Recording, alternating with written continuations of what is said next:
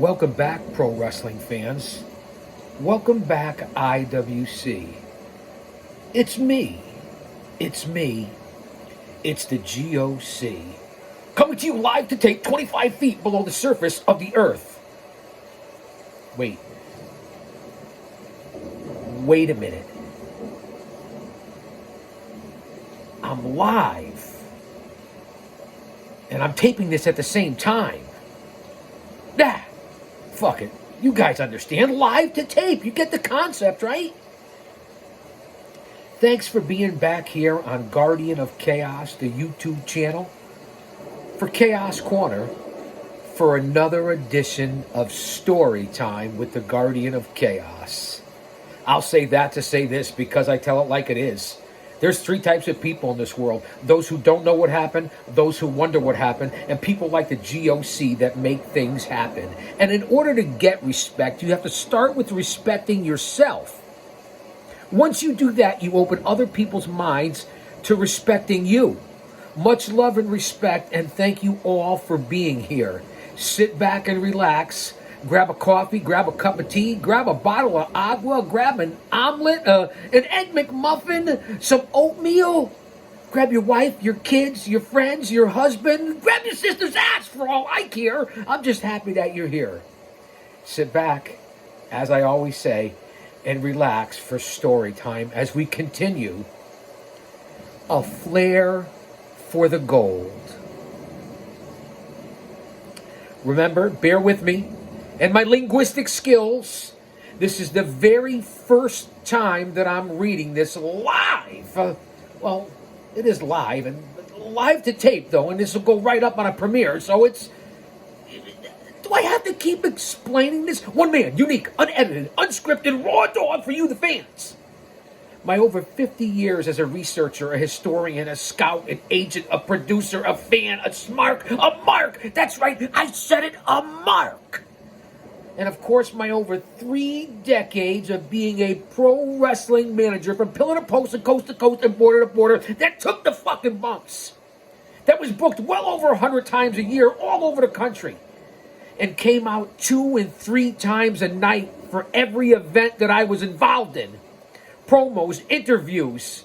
And as I said, which most of you out there in the podcast world and the IWC and the wrestling community that do this type of content, you can't say that. And that's why you're here. To learn something. Facts. History. So when you go to the next venue, the next event, the bar, the restaurant, the tavern, the pub, a family outing, another podcast, you have actual information and stuff that you can make relatable to the people that you're talking about and understand what you're talking about and have actual knowledge. And this isn't a podcast. This is an episodic YouTube adventure. This is a show. Much love and respect. Wait, is that a heart? I'm as confused as a baby at Hooters, but I'm certainly busier than a blow-up doll at a frat party. Here we go. I don't know how long we'll go. 30 minutes, 45 minutes, whatever it takes. Ric Flair was proving to be a true wrestling enigma, whether in the United States or on a distant continent.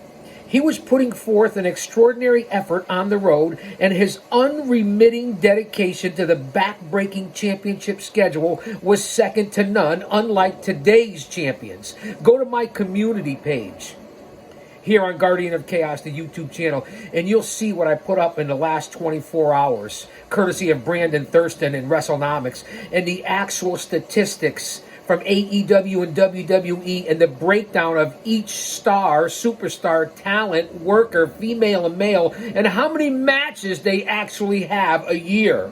It's disgusting. It's disturbing. I get it. Some people say chaos. What are you complaining about? They're working smarter, not harder. They don't have to go through all the BS of the territory days and the 70s and the 80s and even into the 90s. Well, I don't agree with it. I guess it's smarter and better for the talent nowadays, but is it really truly in the sport in the history and the tradition of pro wrestling. And I get it. I'm the old man, Brand, the over 50 demo god. Things got to change. You got to change with the times. I have an old school mind, but I have a new school approach. Remember that. Go check out those numbers on the community page, and you'll find it very interesting as we talk about Ric Flair today in this unbelievable first-time read for me here on Chaos Corner. So again, I appreciate it if you bear with me. We are 25 feet underneath the surface of the earth. It has its effects on you. So when we're talking about schedules and back-breaking championship schedules, in the ring, his physicality never ceased to amaze. He'd work for 60-minute matches like they were nothing. And when called upon to raise the proficiency of his opponent and carry a match, Flair was the best in the business. Unlike today where you're embarrassing yourself, Nature Boy. Woo! And I know you're watching and you'll get word of this. Do you remember when we met in 1994? In the Boston Garden? I was with the legendary Bull Montana from the NWA territories with the Boston bad boy Tony Rumble. And I was introduced to you as Big Daddy, Kevin Sullivan's tag team partner. Well, that was a misnomer and a misrepresentation by Bull Montana. But I saw you peeking through the curtain, and then we were in the back, and I actually saw the helicopter. Do you remember that, Flair? Because I'll never forget it. So word might get back to you about this podcast and what I'm talking about here. Could you please grow the fuck up nowadays? Could you please go out with some class and dignity like you were in the 70s and the 80s into the 90s when you were class personified? Pure class in a glass, like a glass of champagne that you used to brag about, styling, profiling, kiss stealing, wheeling, dealing, jet riding son of a gun? Come on, Flair. You're on my Mount Rushmore. You're embarrassing yourself, bro. Charlotte, can you talk to your dad? All right, let me not get sidetracked. I got a little sinus going on. It's supposed to be 85 degrees all week in the greater New England tri-state northeast area. Shout out to our Lord and Savior, Jesus Christ, because if he's for us, no one else can be against us. Stay mentally, emotionally, physically, and spiritually fit before I get started here. Situational awareness, there's a lot coming down the pipe. Be prepared, be prayed up. That's all we really have. Let me carry on here, fans. I get a little sidetracked, but you guys know that my mind is like a lazy Susan. It'll come back around. I have amnesia and deja vu at the same time. I think I've forgotten this before. As NWA World Champion, all eyes were constantly on him. And he continued to raise the bar. At the center of his personal evolution as title holder was Flair's perseverance. He had gained a genuine working knowledge of being champion, which could only be attained by actually being the traveling NWA king. Nothing he was told beforehand could have prepared him for the responsibilities of being the top wrestler in the world. It was something he had to live to understand. By 1983, he was an expert. And in 1983, I believe I was 20 or 21 years old, living this in reality. Getting ready to start my own journey in the world of professional wrestling. The pressure is unbelievable, Flair confessed to Paul Haskins of the Winston-Salem Sentinel. You have to be ready every night. It takes a tremendous amount of wrestling skill and knowledge. To be the best, you have to put a lot of time into your trade. Haskins had a similar experience interviewing Flair on the Kate Mast of the Rings Wrestling magazine. Flair's tone was again perceptibly different from that of the character he portrayed on television, which nowadays in 2024, is it really that different? That's why I keep saying, Rick, come on, man. Go out with some class and dignity. I'm giving you the good, the bad, and the ugly. That's my honest truth here. I mean it from the bottom of my heart. He was laid back and candid, and as Haskins wrote, he exhibited a soft, articulate voice that was the opposite of his excitable TV persona. This side of Flair was endearing to members of the press and fans he met behind the scenes. Many loyal enthusiasts, particularly in the Mid-Atlantic area, had gotten to know Flair over the years and appreciated the kind nature he displayed, whether it was an autograph, a handshake, or simply a smile and a nice word. An ardent wrestling supporter named Donna Kay Crawford from Pleasant Valley, Virginia, was one of those fortunate people. In 1981, the 30-year-old turned her interest in the sport into a part-time hobby, organizing the official Ric Flair fan club, which were big back in the 70s and 80s. With wrestlers' blessing, joined by her husband, Steve, she formed a personal friendship with Flair and saw his sweet-tempered qualities during visits when shows were held in her area. Membership in the exclusive club was $8 per year, and Crawford sent out quarterly newsletters with updates, match results, and articles. In addition, she went out of her way to coordinate gifts for Flair on behalf of the group.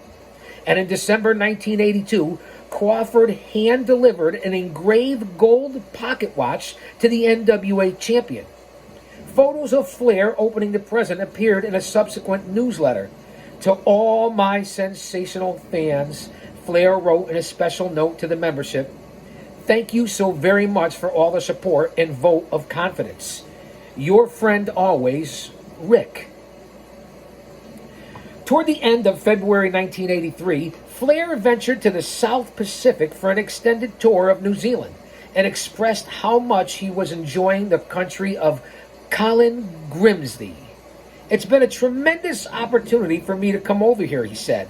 "I find the people have been tremendous. I find the country to be beautiful just as I heard it was. I'm really enjoying myself. I've been able to look around quite a bit in the 4 days I've been here, and of course I'm looking forward to the next 6 days." Flair talked up Mark Lewin, a.k.a. who went on to be the Purple Haze, a veteran battler from Buffalo, New York, say that 3 times fast, whom he faced at least 5 times during the run, as well as promoter Steve Rickard, his opponent on 2 nights.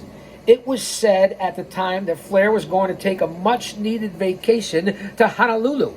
Peheaoi me lihini kane, pupule, wiki wiki, mahalo, and aloha to all my brothers in the South Pacific. Following the grueling series in New Zealand, which ended on March 4th, but it's likely he was forced to cancel those plans at the last minute. Remember, fans, bear with me, okay, because I'm reading this for the very first time live with you. So let's see how my reading skills are here on Chaos Corner. While it's impossible to know the exact travel times and route taken, flights from Auckland, New Zealand to Los Angeles with a stopover in Honolulu took in the neighborhood of 14 hours. Adding another 5 hours to fly to the East Coast, it's conceivable that Flair wrestled in Hamilton, New Zealand on the evening of Friday, March 4th, then traveled 19 hours to make a Saturday morning appearance in Atlanta on March 5th. This is taking into consideration that New Zealand is 18 hours ahead of Atlanta in terms of time. Give or take other factors such as potential delays, it's possible that Flair was at the WTBS studio filming a match against Denny Brown on the morning of March 5th on just a few hours of sleep. Interestingly, if this is true, it's the perfect illustration of how the champion's schedule frequently changed to fit the needs of promoters. According to the original booking calendar for the champion, Flair was supposed to finish up for Rickard on March 5th, return stateside the next day, and resume matches in the Charlotte territory between March 8th and March 12th. In the Mid-Atlantic region, Flair continued his feud with former tag team partner Greg the Hammer Valentine. On March 12th in Greensboro, they were the co-feature for a huge show at the Coliseum and wrestled for an hour to a draw.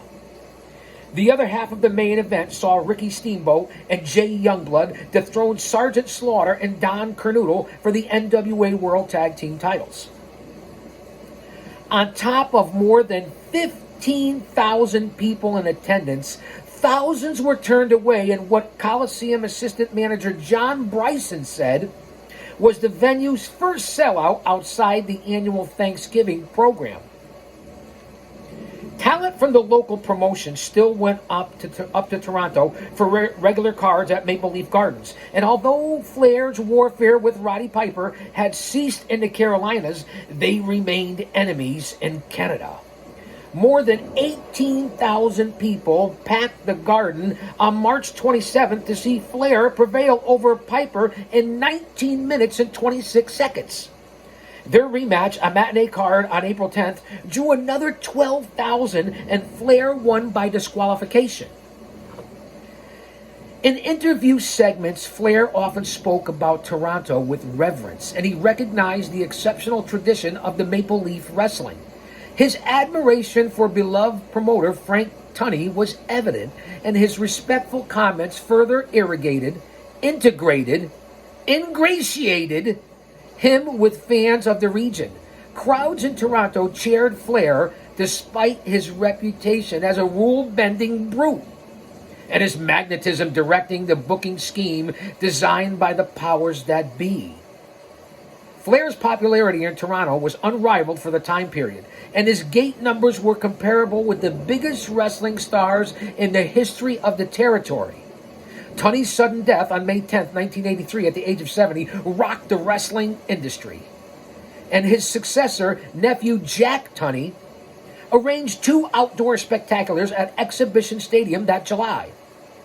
But before either of those 2 shows occurred, Flair was expected by the NWA's leadership to lose his championship. The decision to switch the title was more about politics than any aspect related to Flair's performance. By mid-1983, NWA President Bob Geigel was in an unusual predicament in St. Louis, where he was a partial owner. Larry Matzik had quit the job as general manager for the St. Louis Wrestling Club after a series of promotional disagreements with Geigel, and he was in the process of organizing a legitimate resistance to the NWA in a city that had always been known as the heart of the Alliance.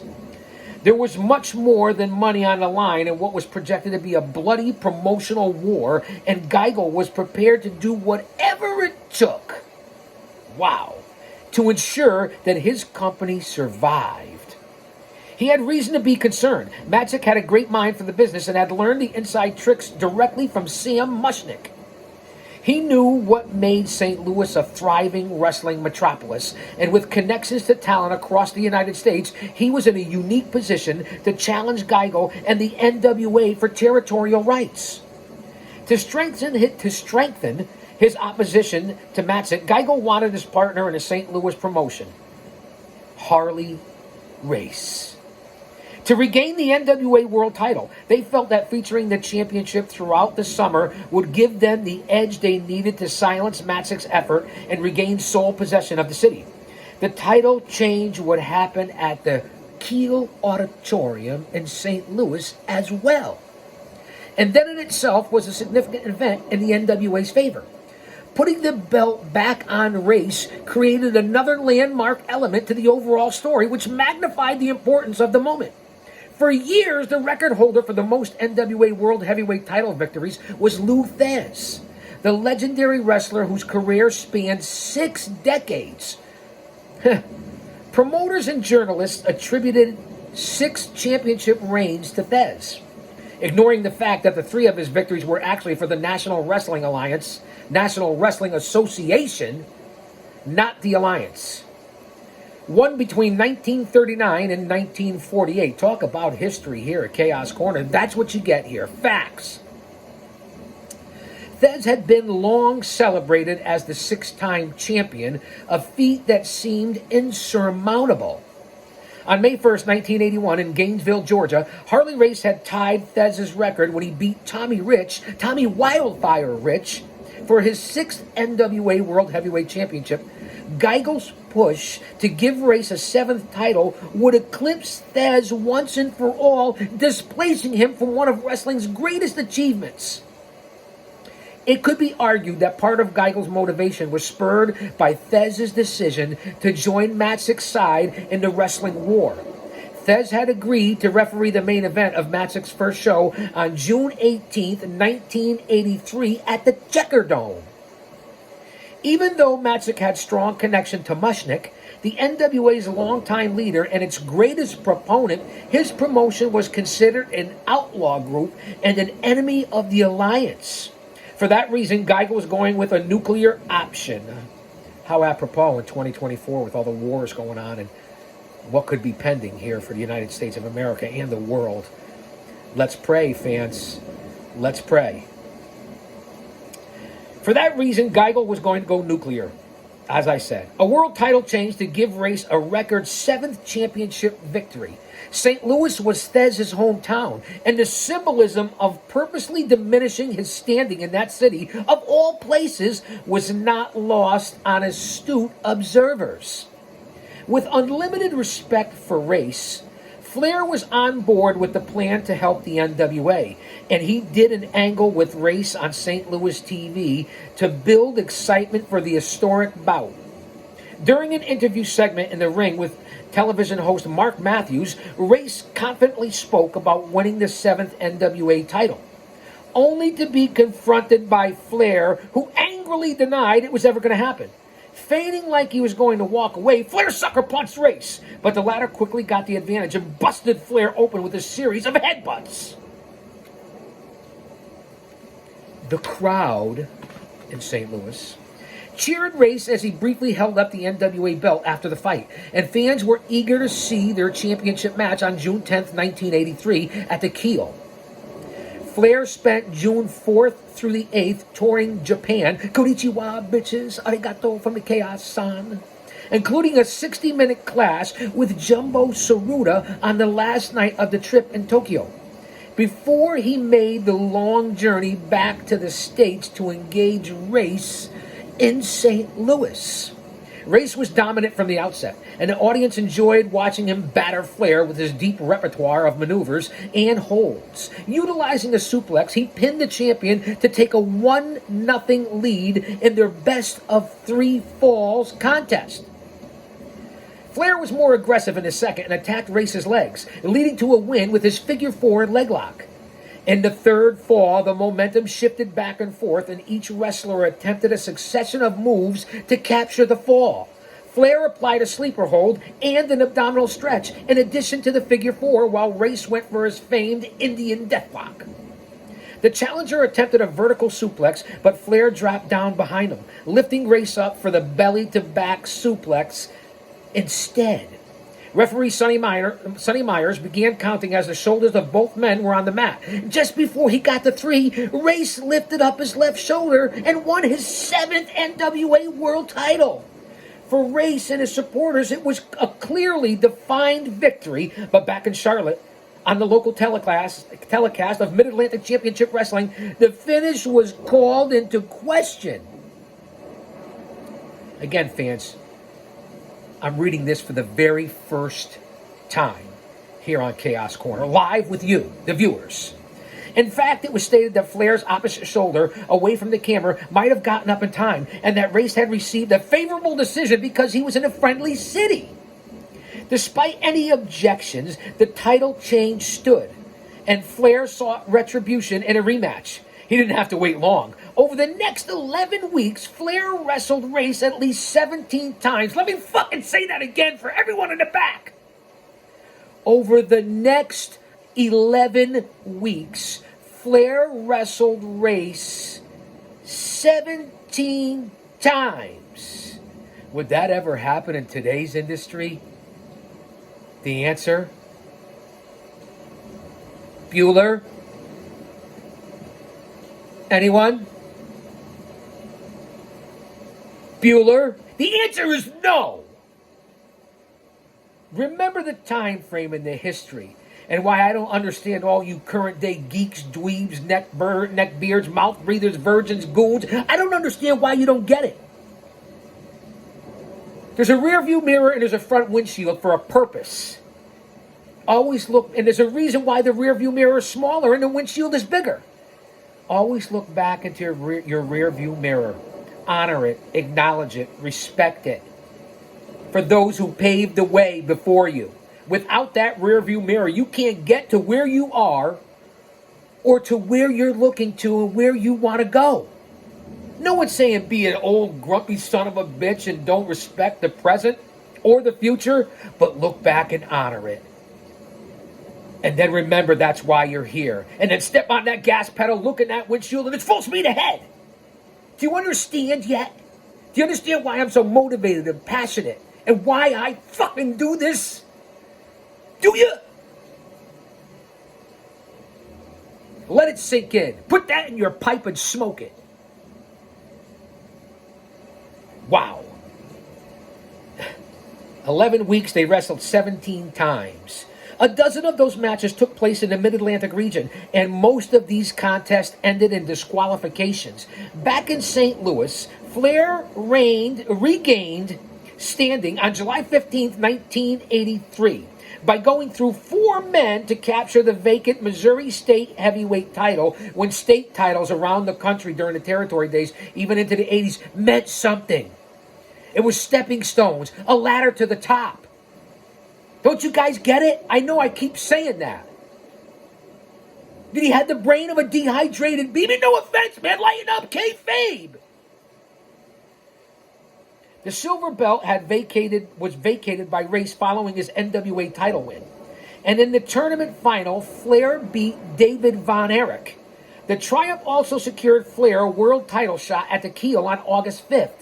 Now, as the challenger, keep that in mind, because Race is the champion for the 7th time, Rick was gaining popularity in St. Louis, while Race took on the win-at-any-cost role that a heel champion normally portrayed.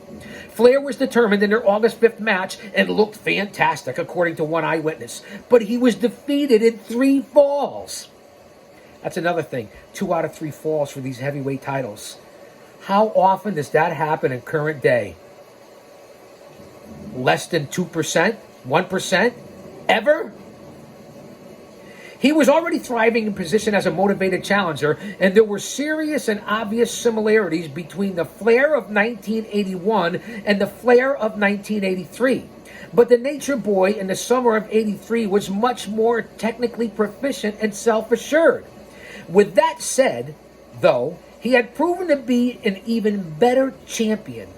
He was successful from Portland to Puerto Rico and had established feuds in every territory ready to draw at the box office. It was rumored that Race was only going to reign for about, a month before losing the strap back to Flair.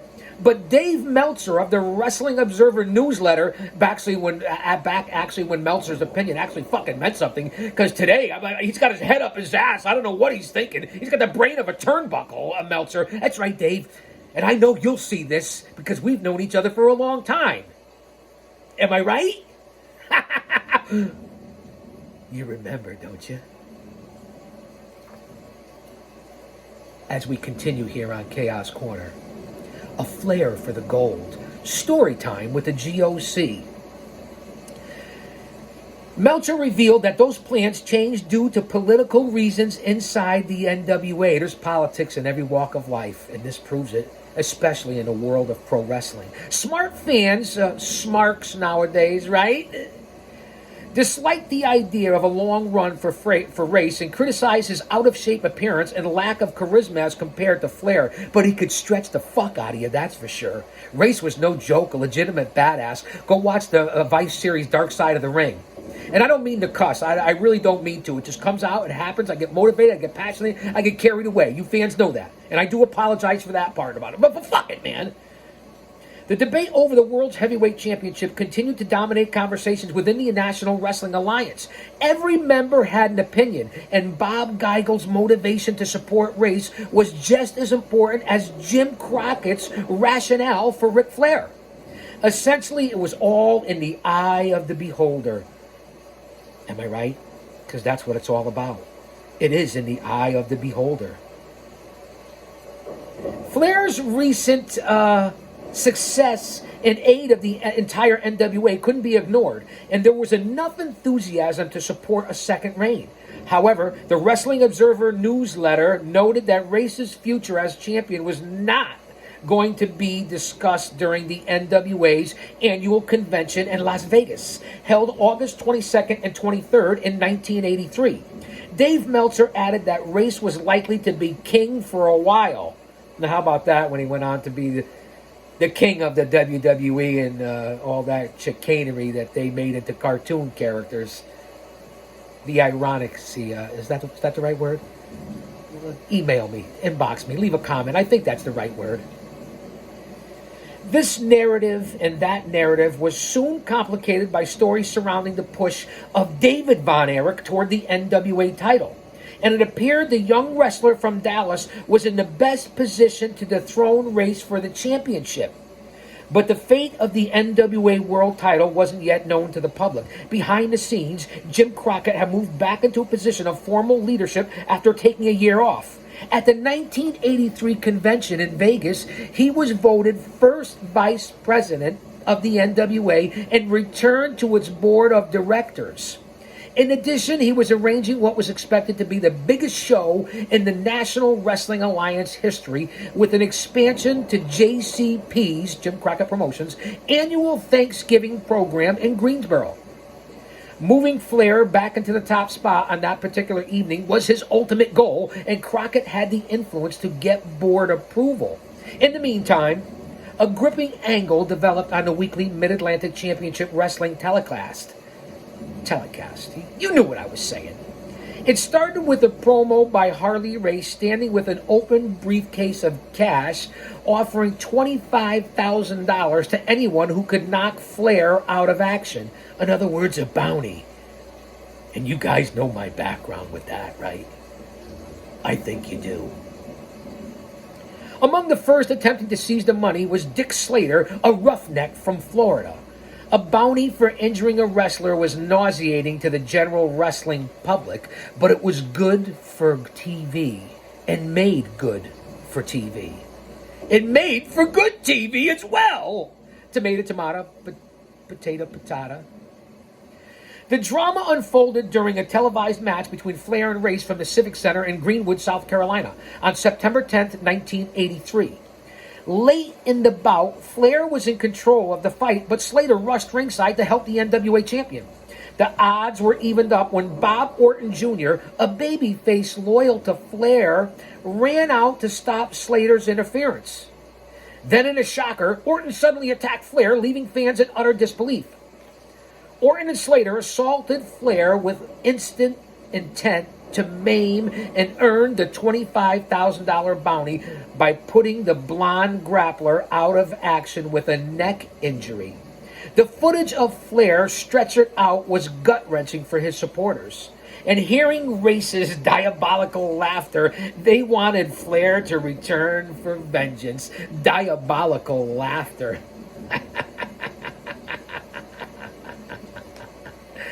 The memorable Greenwood match was taped on Wednesday, August 31st. The weekend before that, Flair experienced a major moment in his personal life as he wed Beth Harrell at the St. Stephen Methodist Church in Charlotte. The wedding service held on August 27th was presided by Minister Bill E. Bass, and Jim Crockett served as Flair's best man. Roddy Piper and Rick Steamboat were also a part of the wedding party. Throughout September, Mid-Atlantic TV sold the graveness of Flair's injury at the hands of Orton and Slater, teasing the idea of his retirement. An article in the Charlotte Observer on September 16th reported that he had suffered damaged vertebrae and nerves as well. A strained muscle in his neck as well.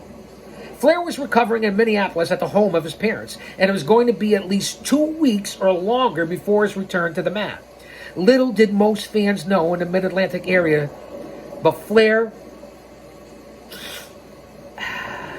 wasn't injured at all. Kayfabe was alive, baby! There's that diabolical laugh again. He left the territory following his bout with Race to spend time in the Caribbean and Florida, balancing ring engagements and his honeymoon with Beth. On September 16th, he appeared in St. Louis and lost the Missouri state title to David Von Erich. Without the internet to spoil the storyline, passionate enthusiasts in the Carolinas waited with bated breath for any kind of update on Flair's physical condition. Finally, the Nature Boy commented during October 1st broadcast of Mid-Atlantic Championship Wrestling. and his words were the antithesis of what his faithful fans wanted to hear. Wearing a neck brace, he expressed thanks to his followers and stunned everyone watching by, announcing his retirement from professional wrestling. The news was shocking on every level, but fortunately, the retirement didn't last long. Later in the show, Flair rushed to the ring during a tag team match featuring Bob Orton and Dick Slater, and despite the brace protecting his neck, he was ready to engage both men with every fiber of his being and to equalize the 2-on-1 scenario. He had a trusty baseball bat. The crowd exploded as Flair chased Orton and Slater with unbridled fury and then told Bob Caudle that he wasn't going to hang up his boots anytime soon. To quote Ric Flair, "It'll be a cold day in hell when someone can walk out here and make fun of me, put me in the hospital, try to break my neck, try to end my career, and most of all, try to take the greatest sport in the world from me," Flair exclaimed, and I quoted. Ripping off his neck brace, Flair continued, "Orton, you and Slater will go to your grave because of me." He also had words for Harley Race and made it crystal clear he wanted the gold NWA belt back. The fiery performance was everything the promotion needed in the lead up to its 23rd annual Thanksgiving Spectacular in Greensboro. Dubbed Starrcade 83. That's right, a few years before the original WrestleMania. Closed circuit, pay-per-views, big events. There was Starrcade by the NWA. Starrcade 83, the special program on November 24th, was a much more elaborate production than in years past, and it featured closed-circuit television outlets in several states. Let that marinate.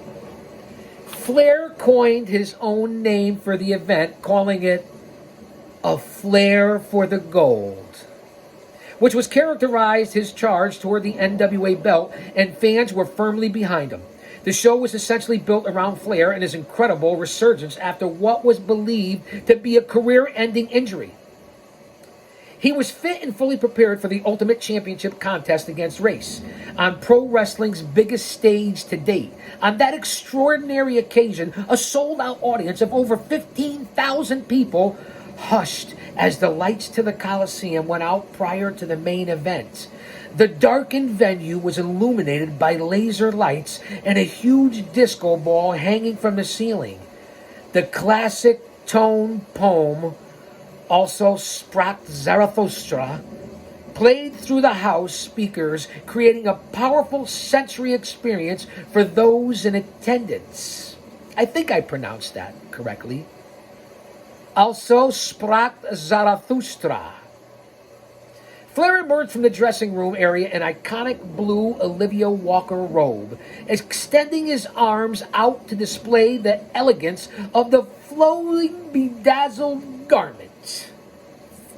He was mobbed by exciting fans en route to the ring, and the atmosphere was unlike anything Flair had yet experienced. To ensure a winner, a cage surrounded the ring, and no disqualification stipulation prevented the champion from saving his title on a technicality. During their contest, Flair and Race stood toe-to-toe and gave an exhaustive performance that included psychology, violence, and of course, blood. That's why I always say ring psychology, emotional investment. That's what it's all about. Storytelling here on Story Time. The hero of the evening, Flair, took a great deal of abuse from Race, only to rise up at the end and deliver the result enthusiasts hoped to see. A crossbody off the top rope and a chaotic landing on Race gave the Nature Boy his second NWA World Heavyweight title. Afterwards, an emotional Flair told the crowd, "This is the greatest night of my life." Listen up, take out your notebook, grab a pen, write this down. Since 1948, only 5 wrestlers had regained the National Wrestling Alliance World Heavyweight Championship. Lou Thez, Jack Briscoe, Harley Race, the Giant Baba, and the American Dream, Dusty Rhodes. Flair had discussed his title loss to Race the June before, and as well as overall mindset in a kayfabe interview with a small-town reporter in North Carolina. You see how important kayfabe was to the business. Do you guys understand yet in this day and age, you new school motherfuckers? I was disappointed but not discouraged or down about losing, to quote Ric Flair. My personality doesn't work like that. I just made up my mind that I was going to get back what Race had taken from me. The reality was that Flair was positioned politically with support from Jim Crockett and Race himself to get a second reign with the belt. Without Race's endorsement, it never would have happened, and Race could have remained champion well into 1984. But Race was happy to pass the torch, and Flair did the job with the utmost dignity. Wait, let me read that again. Race was happy to pass the torch to Flair. Hello, McFly, and did the job with the utmost dignity. Crockett, too, manipulated the NWA chessboard to ensure his man got the strap and everything worked out. One of the first things Flair did as champion was venture to Atlanta for a TV taping at WTBS, similar to his first reign. He told Gordon Soley that it was a tremendous honor to be the NWA title holder again. A lot of people said that Ric Flair disappeared from the wrestling scene from the center of professional wrestling, which, let's face it, it's right here in Atlanta, to quote Ric Flair. But I'm back. No brag, just fact. Bigger and better than ever. Appearing polite and respectful to Soley, Flair finished the interview by saying, and I quote, "This time, Gordon, unlike before, the World Heavyweight Champion is going to defend this title when he wants to and only when he wants to. Thank you. I'm sure it's been a pleasure for everyone," to quote Ric Flair. After months of being a likable and courageous idol, Flair was adjusting his ring personality to meet the demands of the traveling champion. Within the first few weeks on the road, he was almost exclusively wrestling babyfaces, including the Von Erich brothers and Tommy Rich. On December 18, 1983, he appeared at Juan Ramon Lubriel Stadium in Bayamon, Puerto Rico. No me jodas, maricón, muévete, culo, pendejo. De nada, I'm only kidding, man. It's a joke. Lighten up, man. To all my Spanish-speaking friends out there. For a showdown with local world title holder Carlos Colon. This wasn't the typical title versus title affair with the expected inconclusive finish, but a contest to determine the first Universal Heavyweight Champion. Flair suffered a loss to Colon that night in a cage match, establishing the Universal title as the main championship for Colon's World Wrestling Council. A week later, he wrestled David Von Erich at the Christmas Star Wars program in Dallas in front of 20,000 spectators at the Reunion Arena. In a desperate act of an immoral champ, Flair nailed Von Erich with a microphone and earned disqualification, saving his belt. Referee David Manning told Flair, "Everyone in the building knows you don't deserve to be world champion." The local crowd agreed wholeheartedly. As a matter of perspective, stand by, fans. It wasn't a month earlier that Flair was being lauded for his miraculous victory over Race. Flair was back on top of the world, doing his job as champion at the highest possible level. As for Von Erich, he was on a very short list of exceptional challengers, and his popularity, along with brothers Kerry and Kevin, had propelled him into a rarefied category of wrestling superstars. With drawing power in Texas, think about that, plus experience in Florida, St. Louis, and Japan, David Von Erich was being positioned as a potential successor to Flair. Von Erich, standing at 6'7", he had an imposing size, but he was also agile and versatile enough to wrestle the strength of his opponents. A necessary trait for a touring champion. He was already the Texas State title holder when on February 3rd, 1984, he beat Michael Hayes of the Freebirds to win the NWA United National Heavyweight crown. Von Erich was booked for an important tour of Japan soon thereafter. But before his first match in that country, The 25-year-old was found dead in his Tokyo hotel room. Rest in peace, David Von Erich. The heartbreaking news stunned the wrestling industry and insiders, as well as fans who wanted to pay their respects. Flair was in the midst of a swing through Florida and following a grueling 60-minute Broadway with Barry Windham on the evening of February 14th in Fort Myers. He raced to Dallas to attend a funeral ceremony the next morning. A reporter caught up with Flair, asking about his in-ring rivalry with Von Erich, and to quote Ric Flair, "The fact that we were enemies in the ring didn't have anything to do with the tremendous amount of respect I had for him. He had unlimited guts." Immediately after the service, Flair flew to Miami Beach, where he wrestled Windham again. His Herculean effort demonstrated his respect for a fallen wrestling contemporary while remaining committed to his schedule as NWA champion.